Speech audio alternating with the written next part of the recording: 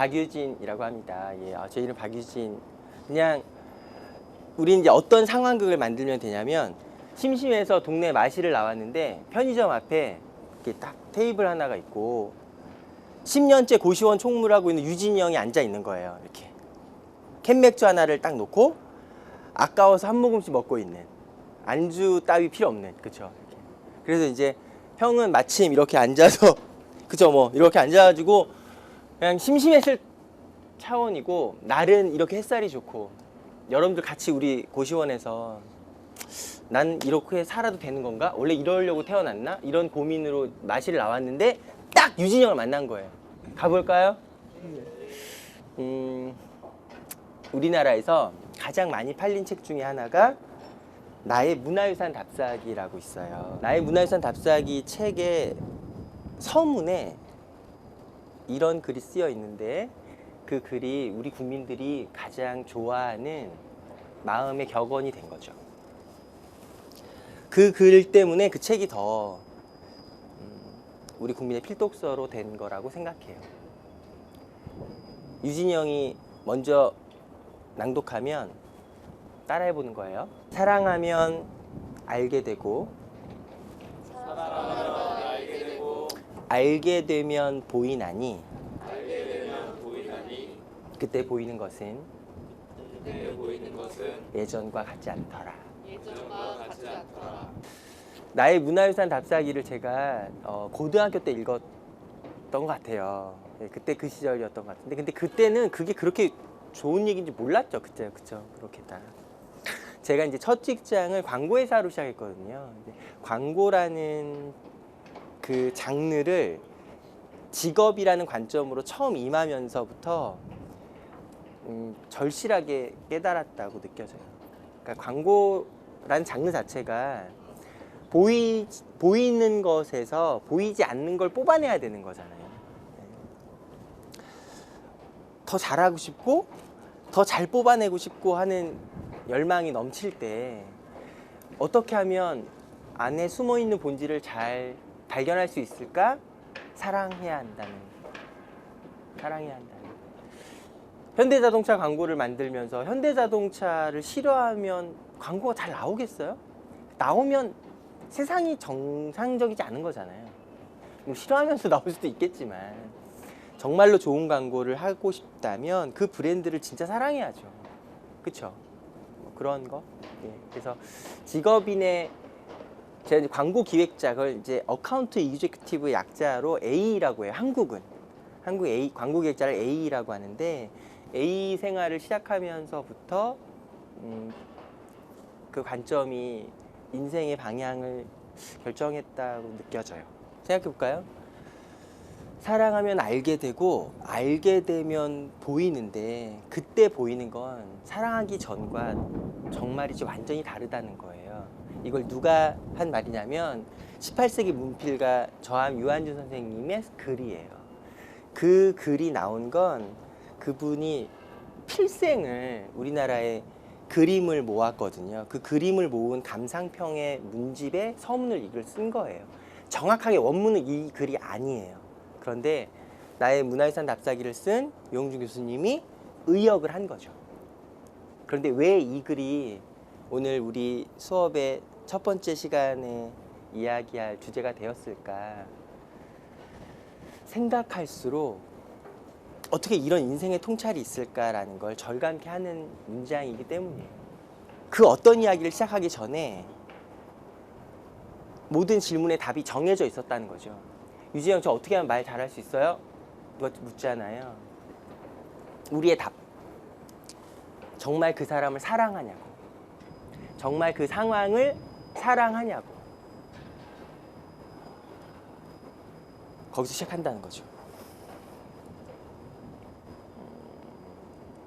사랑하면 알게 되고, 알게 되면 보이는데, 그때 보이는 것은 예전 같지 않더라.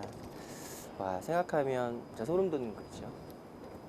사랑하는 게 모든 마음의 출발이었구나. 그러니까 이런 거예요. 내가 가고 싶었던 대학이 있었어요. 내가 가고 싶었던 회사가 있었어요. 그럼 우린 다 그걸 위한 준비들을 막 하잖아요. 근데 진짜는, 첫 번째는, 우리가 정말 물었어야 될 질문의 첫 번째는, 저는 진짜 삼성전자를 가기 위해서 태어났어요. 그러면 삼성전자를 가기 위한 역량을 준비했어요가 먼저가 아니라 진짜 삼성전자 사랑해요? 같은 질문이었다는 거죠. 우리 아무도 그런 얘기를 안 해줬잖아요. 근데 삼성전자 사랑하는 게 뭐가 중요한데요?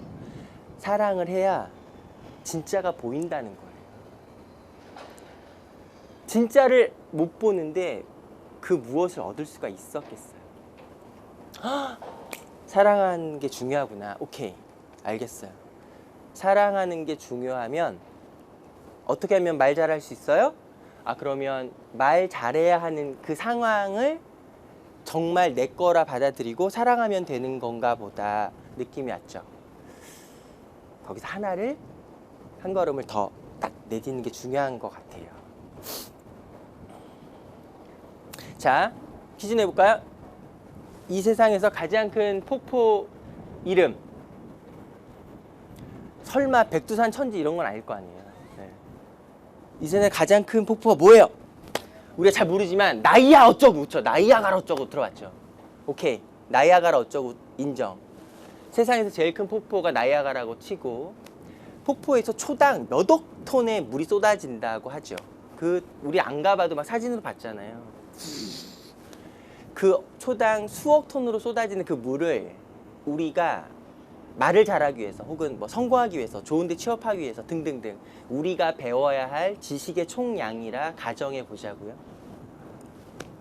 질문.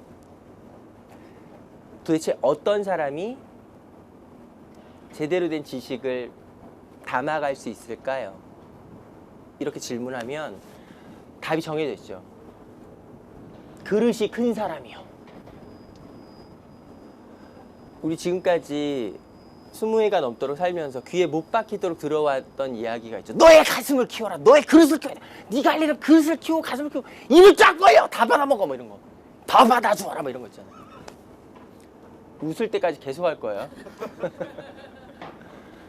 우리 그렇게 맨날 받았죠. 너의 가슴을 키우는 게 먼저라고. 그릇을 키우는 게 먼저라고. 그러니까 초당 수억 톤 우리가 배워야 될 지식이 막 쏟아지는데 거기에 이렇게 나는 입을 쫙 벌리고 다 받아줘라 받는 게 우리의 일이고, 그러니까 우리가 응당 먼저 해야 될 일은 나의 그릇을 키우는 것. 그릇을 키워라. 큰 라면 큰 사발 왕뚜껑 맨날 이런 얘기 들었죠. 그러니까 우리가 지금까지 살면서 맨날 해왔던 이야기, 들어왔던 얘기는 그래 너 그릇이 얼만데 그릇을 키워야 돼. 그릇을 키우는 게 먼저라니까. 키워 너의 그릇, 너의 가슴을 열어, 받아들여, 열정을 불태워. 맨날 이런 얘기. 지금 유진이 형이 마실 나와서 캔맥주 앞에 한 잔 두고 편의점 앞에 앉아갖고 유진이 형의 첫 말도 그래서 너도 너의 그릇은 얼마니? 그릇을 키우는 게 중요해. 같은 이야기를 하려는가? 그럼 좀 서운하죠. 그런 이야기를 굳이 하려고 이렇게 장황하게 썰풀진 않았을 거잖아요. 제가 드리고 싶은 말씀은 좀 다른 얘기예요. 저희가 살아보니까 우리 다 느꼈죠. 나는 열심히 그릇을 키우는데 항상 누군가는 그릇을 나보다 훨씬 빨리 키워. 그쵸? 저는 막 정석 1단원 넘어가기 어려운데 얘는 떼고 왔다는 막 이런 얘기 들을 때 도대체 얘 그릇은 뭐야? 알파고야? 막 이런 생각 들잖아요. 보세요. 초당 수억 톤 내가 배워가야 할 지식이 쏟아지고 나는 나의 그릇이 어떤 크기, 어떤 깊이, 얼마나 넓은지 따위의 가정과는 하등에 상관없이 너무 놀라운 진실이 숨어 있었더라는 거예요. 유진이 형 뭔데요?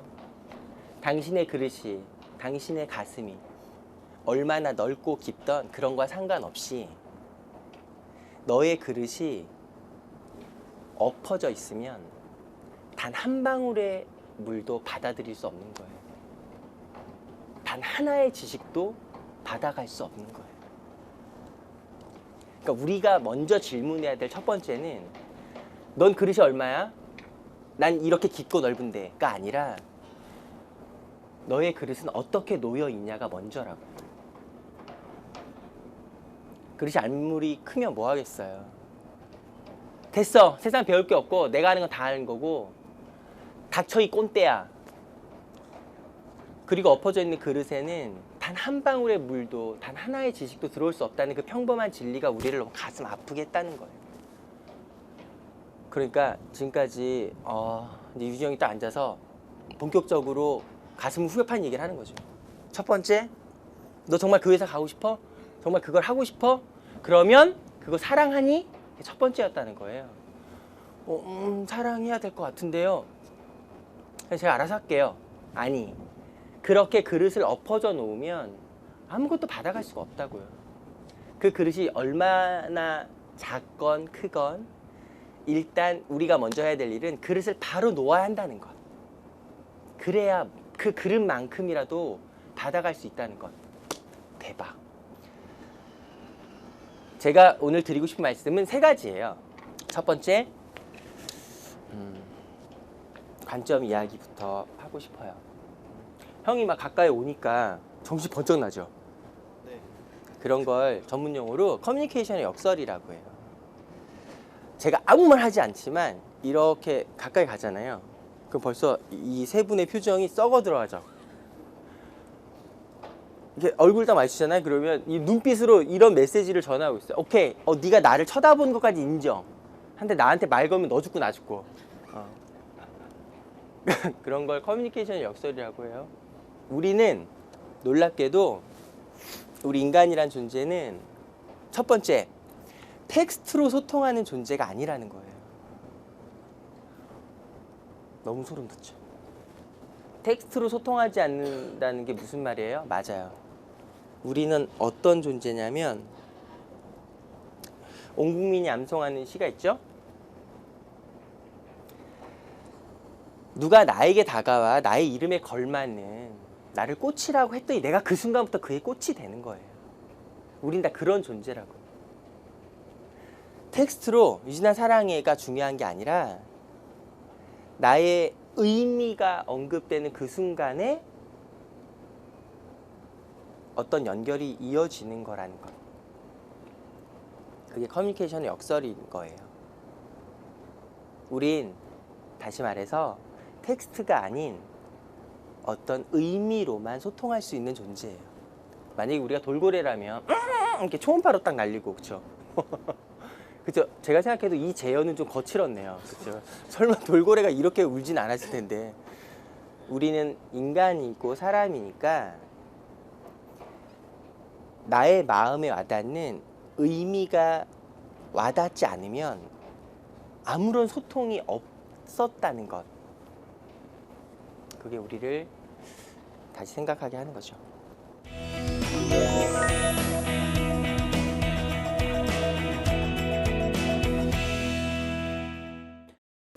첫 번째 이야기, 관점 이야기를 한다고 했어요. 지금 서울시장님 누구죠? 그렇죠. 박원 서울시장님이 서울시정을 1년 정도 했을 때 전체 공개 기자 간담회를 가졌는데요. 그때 도발적 질문이 나왔어요. 시장님, 서울시정 1년 하고서 가장 보람이라고 느꼈던 성과가 무엇인가요? 이렇게. 추론컨대 다분히 여러 해석이 가능한 굉장히 아픈 질문이었을 거라 생각해요. 다들 디자인 서울의 정책을 시민의 품으로 돌려낸 것이 가장 훌륭한 성과라 생각합니다. 등등의 이런 답변을 막 기대했을 거 아니에요? 놀랍게도 이렇게 답변을 했던 거예요. 서울시 행정용어 교정 사례집을 발간한 것이 가장 큰 성과라고 생각합니다. 이렇게 얘기한 거예요. 헐! 서울시 행정 교정 무슨 얘기야 그게. 저도 기사를 읽고 그렇게 느꼈어요. 근데 이런 거예요. 듣고도 믿기 어렵지만 실제로 그 교정집이 나오기 전까지 서울시 행정 공식 용어에 올여름 지하철 잡상인 특별 계도 기간을 시행합니다. 지하철 역무원과 공익요원들은 특별히 지하철 잡상인 행정 계도에 충실하게 이행해 주세요 같은 게 공문에 나와 있는 공식 용어인 거예요. 공식 용어에 뭐가 들어있냐? 지하철 잡상인이 행정 공식 용어였다고요. 믿기 어렵지만. 지하철 잡상인 공식 계도 기간 같은 게 공식 용어였어요. 그걸 바꿔낸 거예요. 그렇게 바꿔낸 것 같은 사례집을 책으로 발간한 게 1년 시정을 하면서 가장 뿌듯했다는 거예요. 여쭤볼까요? 지하철 잡상인. 그런 말이 공식 용어였다는 것도 놀랍지만 그걸 바꿔냈다라고 하니 어떤 말로 바꿔낼 수 있었을까요? 우리 다 지금 2016년 이제 막 봄을 기다리고 있죠. 지금의 대한민국의 일반적인 국민의 상식으로는 이제는 웬만하면 우리 집 애완견이 너무 예뻐서 이런 말은 잘 안 쓰죠. 애완견이란 말 대신 우린 뭘 쓰기 시작했나요? 그쵸?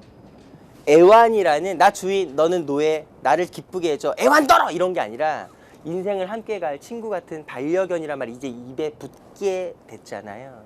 그만큼 우리 사회가 한 걸음 더 성숙해진 거죠. 더 진짜에 다가가는 거죠. 지하철 잡상인을 그런 용어를 어떻게 바꿔냈다는 걸까요? 박원 서울시장이 중요한 게 아니라 그런 서울시의 행정이 중요한 거겠죠. 지하철 잡상인이라는 그 말을 이렇게 바꿉니다. 지하철 이동상인으로. 그쵸? 잡상인은 이렇게 고정돼서 팔지 않잖아요. 이 칸에서 저 칸으로 끝없이 칸에서 칸으로 A칸, A to Z를 쭉 다니면서 팔죠. 지하철 이동상인으로 바꿨어요. 근데 우리가 진짜 소름 돋는 건 어떤 거냐? 잡상인이란 말을 이동상인으로 바꾸는 게 뭐가 대수냐고! 그 말장난 아니에요? 이렇게 말할 수 있는 사람이 있을지도 모르겠어요. 진짜로 그런가요? 잡상인이라는 말이 행정용어로 공식으로 쓰일 만큼 아무렇지 않은 말인가요? 아버지 뭐 하시노? 지하철 잡상인 하십니다 라고 말하기에 가슴이 찡하지 않은 아들, 딸은 없겠죠. 소개팅을 나가는데 걔 어땠어? 얼굴이 좀 잡스럽게 생겼더라고. 그 말을 가지고 너 굉장히 객관적으로 평가하는구나 라고 말하기 쉽지 않죠. 잡접두사는 잡것, 잡상인 의미 기준을 폄하하는 데 주로 쓰이는 말인 거죠. 우리가 놀라워하는 관점은 무릇 행정용어란 언제나 어떤 상황이나 늘 가치 중립적 입장에서, 가치 중립적 관점에서 결정되어야 한다는 거예요. 결정하고 집행되어야 한다는 뜻이었어요. 그 관점이었어요. 그러니까 지하철 잡상인이라는 이미 말 자체에 비와 폄하가 들어있는 그 관점이 아니라 이동상인, 거기에 무슨 폄하나 혹은 극적인 오바가 있나요? 그렇죠? 가치 중립적 입장에서 이동하면서 파는 상인이라고 그 자리에 멈춰 있잖아요. 그렇게 담백한 가치 중립적 기준으로 행정용어가 결정돼야 된다라는 그 통찰에 있었다는 거죠. 아버지 뭐 하시니? 네, 지하철 이동상인으로 열심히 가족을 이끌고 계세요 라고 말할 때 한결 더 마음이 개운할 거예요. 그쵸? 오늘 첫 번째 이야기는 바로 그 관점 이야기였어요. 어떻게 그런 관점을 갖고 살 수 있을까요? 유진이 형이 관점 얘기를 딱 하니까 머릿속에 이런 생각이 들죠. 그래, 관점 바꾸는 게 중요하죠. 관점, 그런 얘기 진짜 많이 들었죠.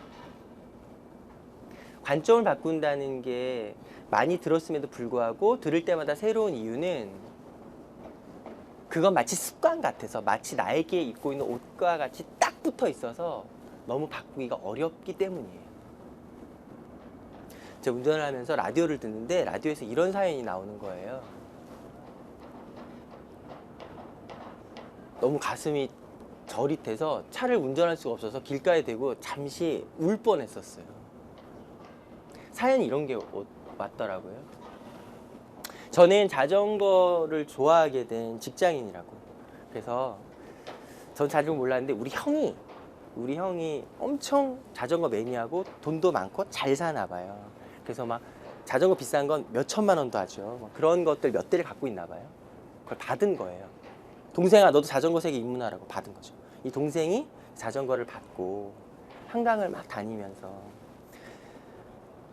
이제 너무 재미를 드린 거죠. 한강 고수부지에 자전거를 세워놓고 이렇게 앉아가지고 역시 좋은 자전거 좋아 쫙쫙 나가는데 그래서 땀을 닦고 있는데 웬 아이가 걸어오더라는 거예요. 딱 보아하니 벌써 행색이 범상치가 않아. 근데 쫄래쫄래 오는 거죠. 얘가 설마 이러고 있는데 오더니 아저씨 그쵸. 이런 게 지금 우리가 방송이니까 예민한 표정 연기 이게 중요하거든요. 이렇게 우리 다 지금 몰입되고 있는 거죠. 네, 그래서 아저씨, 제가 아저씨 하면 다 같은 그런 느낌으로 감정이입하고 있는 거죠. 예, 아저씨, 이거 자전거 비싼 거예요? 이렇게 묻는 거예요. 그러니까 이제 이 말을 듣는 아저씨는 마음이 너무 복잡해진 거예요. 순간 뭐라 그러지? 비싸다고 하면 이것도 달라고 하면 어떡하지?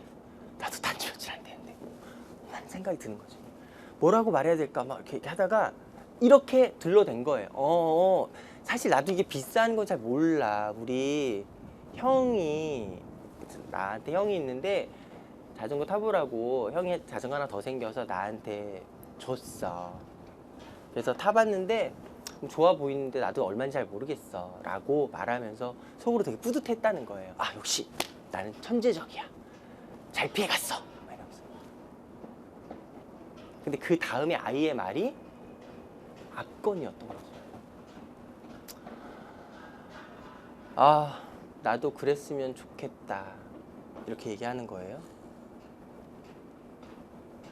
나도 그랬으면 좋겠다는 말을 들은 우리는 어떤 생각이 들겠어요? 나도 그렇게 자전거 비싼 거 막박 주는 그런 형이 있었으면 좋겠다. 아저씨는 그런 거 있으니까 저한테 주시면 안 돼요. 막 우리 이제 막 불길한 예감이 막 쫙 들잖아요. 끌어오잖아요. 이 사람도 그렇게 그 아이의 나도 그랬으면 좋겠어요 라고 쓸쓸해하는 그 아이의 표정을 보는 순간 뿌듯했던 마음이 그 자리에서 박살나면서 달라고 하면 어떡하지? 뭐라고 수습해야 되지? 라는 마음이 들었다는 거예요. 그런 사연을 적은 거죠. 그런데 저도 그랬으면 좋겠어요 라고 말하면서 바로 이어지는 그 아이의 말이 우리 모두를 전율케 하는 거예요. 저도 그랬으면 좋겠어요. 저한테 동생이 하나 있는데 많이 좀 아파서 6개월째 병원에 입원하고 있어요. 동생 소원이 자전거 타고 한강 다니는 거였는데 저도 그런 능력 있는 형이어서 동생이 갖고 싶은 자전거 막 선물해주는 그런 형이 되면 진짜 좋겠어요. 이렇게 말하는 거예요. 왜 저만 울컥한 거예요? 제가 진짜 그 라디오 사연을 들으면서 진짜 순간 뒤통수를 한 대 맞은 것 같은 울컥이 있었어요. 아마도 여러분들의 표정이 지금 저에게 말해주듯 우리 모두 그랬죠. 왜요? 우리의 관점은 그렇게 한강에서 뿌듯해하고 있는 나에게 다가온 약간 행색이 초라해 보이는 그런 초등학생 같은 아이가 와서 아저씨 자전거 비싼 거야 라고 말할 때 이미 우리는 청진기 되면 견적 딱 나오죠. 우리 백윤식 버전으로 바로 바뀌죠. 또 이 자식 동냥하네. 이거 또 위에 신종 앵벌이네. 여기 와서 얼마를 받아가는 거야. 자전거까지 달라고 하네. 우리가 갖고 있던 그런 모든 선입견들은 다 우리가 살아온 삶의 경험에 응축이 만든 관점이죠. 근데 세상의 진실은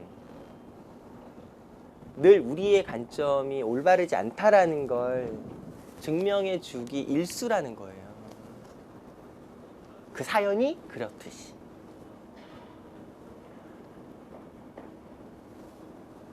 맞아요. 저 역시도 그 사연을 들으면서 이미 그렇게 예측했던 거죠. 그 사연의 결말은 그렇게 동양, 구걸, 도움을 요청하는 아이를 어떻게 도와주지 못해서 마음이 답답했어요. 그런 아이가 없는 사회가 되면 좋겠어요. 같은 훈훈한 결말으로 끝나지 않을까 정도? 우리 모두 이미 지하철 잡상인이라는 게 뭐가 이상해? 잡스럽게 생겼는데? 잡스럽잖아. 우리 이미 그렇게 그 관점이 왜 이상한지를 모르고 살고 있는 거죠. 그런 관점으로 사람을 대하고 판단해서 선입견 갖고 먼저 재단해서 이야기하는 것. 그게 우리는 마치 스마트한 청춘의 대상인 것처럼, 상징인 것처럼 빠른 속도, 빠른 의사결정, 빠른 판단. 야, 조별과제 해보면 딱 나오잖아. 너 발표, 너 기획, 너 자금. 너의 머리는 기대하지 않을게. 다만 출석은 꼭 채워줘. 우리 이미 견적 딱 나오고 그렇게 스마트하게 의사결정하는 게 우리 조파워라고 이미 믿고 있잖아요. 근데 그런 우리의 관점이 정작은 말을 잘하고 싶고 당신을 정말 잘 설득하고 싶고 당신과 어떤 공감을 나누고 좋은 결론을 함께 만들고자 하는 우리의 열망을 정작 가장 강력하게 덮고 있던 방패, 장애물 같은 거였다는 거예요. 사람을 움직이는 말이라는 책이 작년에 나오면서 이제 그 책의 내용이 잘 수업 내용에 전달되면 좋겠다는 게 우리 이 수업의 시작이었거든요. 그 책에 이런 내용이 있어요. 제가 지금까지 철들 무렵부터 살면서 가장 부끄러웠던 순간을 고백했던 장면이 있어요. 저의 과 동기에 수석 친구가 있어요. 과 수석으로 졸업한, 늘 만날 때마다 열패감과 자괴감을 안겨주는 자랑스러운 친구가 있는데요. 이 친구가 저와 있었던 일이에요. 제 자랑스러운 우리 수석 친구는 무려 연애를 10년을 한 거예요. 10년 동안 연애를 한 걸 가까이서 지낸 저는 잘 알고 있었죠. 근데 10년째 되는 그날, 10년이 되는 그 무렵에 유진아 할 얘기 있다고 밖에 식사하고 나서 차 마시면서 유진아 나 그 친구랑 결혼하기로 했어 이러는 거예요. 10년 만난 여자친구인데 결혼한다는 거예요. 채 몇 초도 안 걸리고 바로 용수철처럼 저의 반응이 튀어나왔죠. 10년 만난 친구랑 결혼한다고! 재혼이 아니고 그게 결혼이야! 첫날 밤에 설렘이 있겠어? 10년 만난 여자친구랑 10년 만난 여자친구랑 결혼은 진짜 대박이다. 헐. 인정. 너의 지고지순함에 오케이 인정. 결혼식장에 기쁜 마음으로 간다는 건 기대하지 말아줘. 진짜 대박이다 너 진짜. 10년 만난 여자친구랑 무슨 설레? 결혼식장 맞으면서 손잡고 가면서 막 가슴이 뛰었어 막 이러면서 막 온갖 막. 이제 부처님 미소처럼 저를 바라보고 있는 그 친구가 해준 그 한마디가 저를 제 인생의 부끄러움을 남겨준 거죠. 그렇게 막 10년 만난 여자친구가 도대체 무슨 설렘이냐, 그런 친구랑 결혼이 말이 되냐, 신나서 얘기하고 있는 저한테 말이 끝나고 나서 이렇게 얘기를 하더라고요. 그래 유진아, 그런데 많은 말이 생략돼 있는 거죠. 내가 만나보고 이렇게 이런 깨달음을 얻어서 같은 말들은 생략돼 있는 거죠. 그래 유진아, 그런데 한 사람을 온전히 이해하는 데는 10년도 모자라더라 이렇게 얘기를 하는 거예요. 가장 부끄러웠던 순간이면서 그 순간 너는 이 순간부터 평생 나의 선생님이야, 내가 평생 배울게, 그런 마음의 결심을 하게 된 거죠. 어떻게 인간이 그런 말을 할 수가 있을까요? 너무 드라마 대사 같지 않아요? 징그러운 남자애 둘이서 다 늙어가는 처지에. 유진아, 한 사람을 온전히 이해하는 데는 10년도 모자라더라. 났어. 작가 탄생 난리 났어. 그쵸? 태양 이후에 저리 가라죠 완전. 와인을 마시는 다른 방법이 있다고 생각하는데요. 뭐 난리 났죠. 장렬하는 거죠 지금. 그런데요, 진짜 그래요. 우리가 저의 부모님을 생각해 보면 우리가 부모님 다 한다고, 부모님은 이런 분이고 이런 버릇이 있고 이런 습관이 있고 그렇게 다 알고 그렇게 돼야죠. 그런데요, 정말 부모님이랑 그냥 낯선 곳에 단 몇 시간의 여행만을 하더라도 너무 놀라운 걸 발견하기가 너무 쉬워요. 저희 어머니는 야구를 참 좋아하셨는데요, 정말 모든 스포츠를 좋아하셔서 그냥 저는 스포츠를 좋아하는 우리 어머니 정도로만 이해하고 있었거든요. 근데 제가 회사를 다니면서 어느 날 플레이오프 티켓을 구하게 됐고, 사실은 다른 친구들과 함께 가고자 했으나 서로 바쁘다는 이유 등등으로 표가 남아서 부모님을 드렸어요. 그리고 이제 머릿수를 채우려고 저도 가게 된 거죠. 그래서 이제 부모님과 함께 제가 이렇게 앉아서 막 치킨 먹으면서 맥주 마시면서 이러고 있는데, 그때 지금도 기억나는 그 팀의 역전 9회 말 같은 극적인 역전승이 있었는데요, 한참 비가 오던 날이었거든요. 그 순간을 잊을 수가 없어요. 역전으로 홈슬라이딩을 쫙 하면서 역전으로 딱 이기는 그 순간에 모든 팬들이 다 일어나서 정말 세상을 다 얻은 것처럼 환호성을 질 거 아니에요. 저희 옆에 어머니를 딱 보는데, 저 태어나서 그런 어머니의 옆모습을 처음 본 거예요. 정말 홈플레이트를 씹어 드실 것 같은, 우리 어머니가 저렇게 강렬한 에너지를 갖고 계셨던 분인가를 그때 처음 느꼈어요. 그냥 저한테는 늘 인자하고, 유진아 왔어? 밥은 먹었니? 먹었다고 몇 번을 얘기해도 또 먹으렴 그런 분으로만 인자한 어머니가 그 순간엔 그 유명한 치어리더보다 훨씬 에너제틱이라고 했나요? 해보세요. 정말 그래요. 우리가 누군가를 온전히 이해하는 데는 어쩌면 평생을 다해도 모자랄 거라는 거. 우리가 또 명색이 대한민국 국민수업인데 막 명언장렬해야죠. 그런 생각을 하고 있는 우리의 말을 가장 강력하게 뒷받침해주는 저 멀리 괴테 아저씨의 말이 있어요. 독일 문호 괴테. 괴테의 위대함은 사람들이 뭐라고 평가하냐면, 영어, 그러니까 항상 이제 막 이런 거죠. 서구 사회에서 라틴어 하면 귀족 언어, 막 이렇게 뭐 그리스어 막 이렇게 막 원조 같잖아요. 영어 후진 애들 쓰는 말. 그런데 섹스피어의 존재가 영어가 문학이 가능한 언어라는 걸 증명했다 이거예요. 마찬가지로 괴테의 존재가 독일어가 이렇게 아름다울 수 있는, 독일어가 이런 문학이 가능한 언어라는 걸, 인간의 언어라는 걸 증명했다라는 평을 받는 사람이죠. 그런 게 문호죠. 러시아는 그런 사람이 누가 있죠? 그렇죠. 그런 문호 하나가 그 모국어를 격을 달리 만드는 거예요. 우리 한국어도 그런 분들이 많이 있다는 게 우리의 자랑이잖아요. 황순원의 소나기 같은 글을 처음 접하는, 처음 제대로 읽는 외국인들의 반응을 들은 적이 있는데요. 그냥 번역돼서 말할 때는 잘 모르다가 이제 한국이 좋아져서 한류 열풍에 한국어를 열심히 공부해서 스스로 처음으로 자기가 이해한 한국어로 황순원 소나기를 탁 완독한 거예요. 책장을 덮으면서 그 맑게 흐르는 눈물 한 방울은 우리 모두를 맑게 하죠. 그런 거예요. 그만큼 문어가 중요하죠. 괴테가 이런 말씀을 했어요.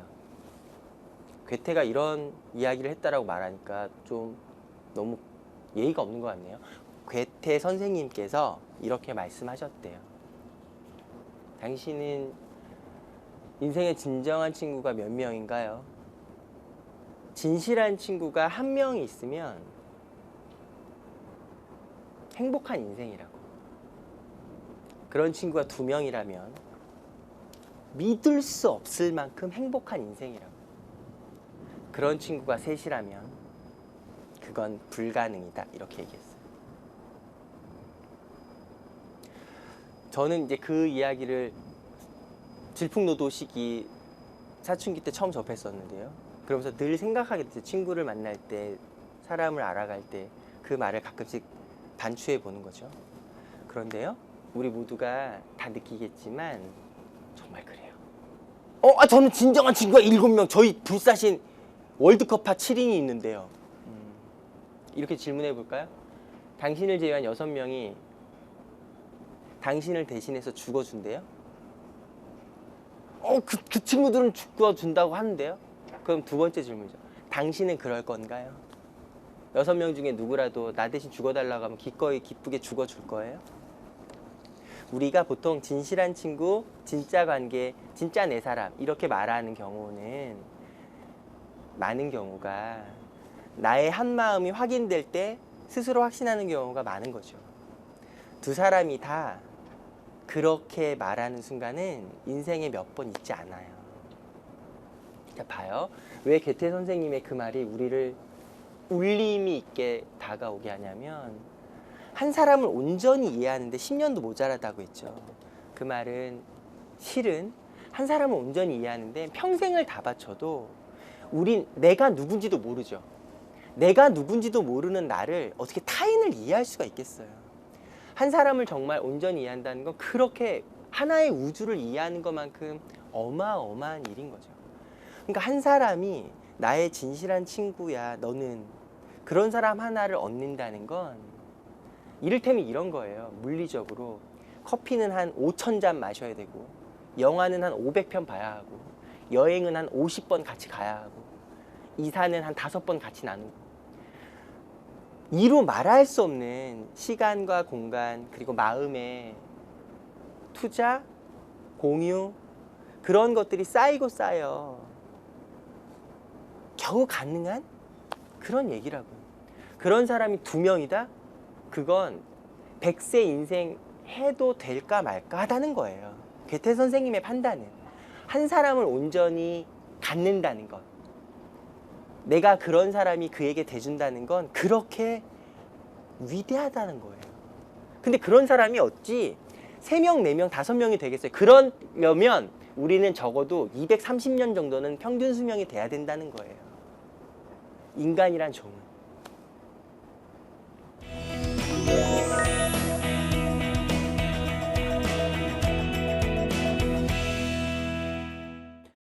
유진이 형, 어떻게 하면 말 잘할 수 있어요? 어떻게 하면 잘 설득할 수 있어요? 어떻게 하면 프레젠테이션 잘할 수 있어요? 같은 류의 질문에 우린 이런 답변을 하고 있는 거예요. 먼저 사랑하라고, 먼저 그릇을 바로 놓으라고. 그런데 첫 출발은 우리의 관점부터 살펴봐야 한다는 거예요. 우린 어떤 선입견을 갖는지, 우린 얼마나 온전히 그와 함께하고 있는지, 얼마나 진지한지, 또 얼마나 진짜인지가, 그런 게 훨씬 중요하다는 거예요. 옛날에 스승과 제자가 강가를 거닐고 있었대요. 스승님, 어떻게 해야 스승님처럼 저도 돌을 깨우칠 수 있나요? 스승님이 하라는 대로 열심히 하는데 돌을 깨우치기가 너무 어려워요. 스승님 진짜 어떡해요, 진짜. 스승님은 무슨 약 먹어요? 학원 다녔어요? 어떻게 해서 그렇게 돌을 깨우쳤나요? 저는 너무 어려워요 라고 말하고 있는 제자의 갑자기 머리채를 빡 잡더니 스승이 강물 속에 팍 쳐박는 거예요. 이렇게 팍! 자, 재현! 공감이 있을 때까지 더 격렬하게 재현할 거예요. 자, 여기서 공감은 그만하세요, 이제 알아야 돼, 이런 효과음이 나와야 되는 거야. 야, 너 진짜 막 입에서 막 붕어 나오고 막 미역 나오고 막 이럴 거 아니에요. 저한테 왜 이러시는 거예요? 제가 뭘 잘못했어요? 선생님이 이렇게 얘기하는 거예요. 유진아, 네가 물속에서 그토록 숨쉬기를 갈망했던 그 마음 그대로 매 순간 돌을 찾고자 노력한다면 곧 돌을 찾을 수 있을 거야 라고. 도대체 인간이 어떻게 이런 이야기를. 그래요. 한 사람을 온전히 이해하는 데는 10년도 모자라죠. 그런데 그냥 10년이 중요한 게 아니라고. 그냥 그냥 30년 친구, 나의 중마고우예요. 저의 삐삐 친구예요. 삐삐는 뭔지 굳이 설명하지 않아도 알죠? 그런 걸 우리는 하지 않아도 그렇게 물리적으로 오래 보낸 시간 자체가 중요한 게 아니라고요. 어떤 순간을 당신의 어떤 관점으로 얼마나 절실하고 절박하게 보냈느냐가 더 먼저라고요. 물속에서 그토록 숨쉬기를 갈망했던 그 마음 그대로 우리 살고 있지 않잖아요. 저한테 막 이제 찾아와서 이런 얘기를 하더라고요. 유진이 형, 저는 PT만 하면, 프레젠테이션만 하면 조별 발표를 제가 또 망쳤어요. 우리 팀에 죄를 짓고 있어요. 어떻게 하면 PT 잘할 수 있어요? 유진이 형 말해주세요. 정말로 있잖아요. PT를 잘하려면 어떻게 할까요? 진짜 그 PT를, 그 프레젠테이션을 따고 싶어서, 이기고 싶어서 정말 식음을 전폐하고 가슴 설레본 적이 있어요? 우리 그렇게 안 해요. 그냥 시키니까 하는 거예요. 그냥 조별 발표하려니까 하는 거고, 점수 따야 되니까 하는 거고, 그냥 하니까 하는 거예요. 근데 거기서 네가 이미 그렇게 하고 있는데 누가 감동을 받나요? 누가 마음이 움직이겠어요? 이미 딱 티가 나는데요. 조별 발표하겠습니다. 3조 발표 가이즈입니다. 우리가 발표한 시장 분석 현황은 이렇겠습니다. 목차 1, 2, 3번 다음은 그래서 경청해 주셔서 감사합니다. 진심으로 열심히 발표하는 3조가 되겠습니다. 이러고 내려가는 당신에게 누가 마음이 움직이나요? 저는 그렇게 프레젠테이션 잘하고 싶은 마음으로 10년간 공부했다고. 그렇게 10년을 그런 마음으로 공부해서 무엇이 달라지겠어요? 마치 영어 정복의 원대한 꿈으로 우리 언제나 명사 박사로 끝나는 우리의 슬픔처럼, 그쵸? 막 우리 관사, 막 박사죠. 미국인도 모르는 관사. 우리는 호수에는 덜을 붙이고 뭐 다 나오죠? 이렇게 얘기하면 좋아하실 줄 알았는데 또 이렇게 세대 차이를 증명시켜 주나요? 우리 때 영어는 그랬거든요. 더 레이크냐 레이크냐, 더 뉴욕타임즈냐 뉴욕타임즈냐. 우리 때 목숨처럼 중요했. 그래서 그 순간이 어떤 순간이든 우리 모두가 스스로 알고 있다고요. 정말로 그렇게 절실하게 매달린 적이 있었는지, 절박했던 순간이 나에게 진짜였는지 우리는 알고 있다고요. 우리가 오늘 나눴던 첫 번째 수업 시간 때 얘기는 그만큼 우리 스스로가 이미 맥주 박스에 앉아있는 우리 스스로가 이미 딱 마음속으로 견적을 재고 앉아있거든요. 너 뭐좀 떠든다며? 얘기. 그래, 말 잘하는 거 열심히 해! 가슴을 열어! 열심히 해! 너의 열정에 불 태워! 그런 얘기 할 거라고 우리 늘 지겹게 들어왔잖아요. 실은 그렇게 말하는 사람은 자기도 안 태우면서, 그쵸? 우린 그런 거 알고 있는데 그럼에도 불구하고 몇 가지 확인해 봤더니 그렇더라는 게 있더라는 거예요. 첫 번째, 내가 정말 그 대상을 사랑해 봤었냐고요. 사랑이 뭔데 또 이 얘기 나오면 또 유진이 형 또 2박 3일 가는 거죠. 그쵸? 또 사랑 얘기 나오면 또 그쵸, 사랑. 사랑. 예. 사랑하고 나의 그릇을 바로 놓고, 그러면 그렇게 바로 놓아서 자 이제 우리 정말 공부 좀 해볼게요, 이런 마음이 들면 우리의 첫 번째는 내가 세상을 바라보고 있는 나의 관점이 있다는 거죠. 어떤 사람은 누군가 해야 한다면 내가 라고 생각하고 사는 사람들이 있어요. 누군가 해야 한다면 내가라고. 그런데 다른 한쪽은 반드시 나여야만 내가라고 생각하는 사람들이 있어요. 선택은 자유죠. 우리 본인 스스로가 알고 있어요. 저는 중간에 왔다 갔다 하는데요. 그쵸? 다 대부분 그렇게 살지요. 그런데요, 생각해봐요. 우리 지금 청춘이잖아요. 우리가 앞으로 얼마 동안 삶이 주어질지 아무도 모르지만 죽을 때까지의 나를 계산하면 지금이 가장 젊은 날이라면서요.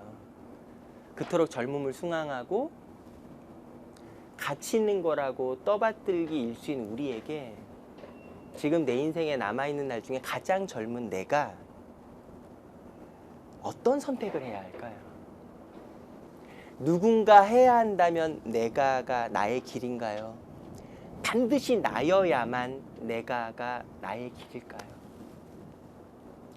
어떤 선택이든 나의 자유지만 우린 잘 몰라도 어렴풋이 느끼는 결론이 있어요. 누군가 해야 한다면 내가라고 생각하고 그렇게 살아가고 있는 내 친구들, 내 선배들, 그런 선생님들, 그런 사람들에게 훨씬 더 귀를 열고 마음을 주고 있는 나 자신을 발견하게 돼요. 그러면 지금 내 인생의 가장 젊은 날을 보내고 있는 나는 어떤 선택을 해야 되는지 좀 더 명확해지겠죠. 들을만 한가요?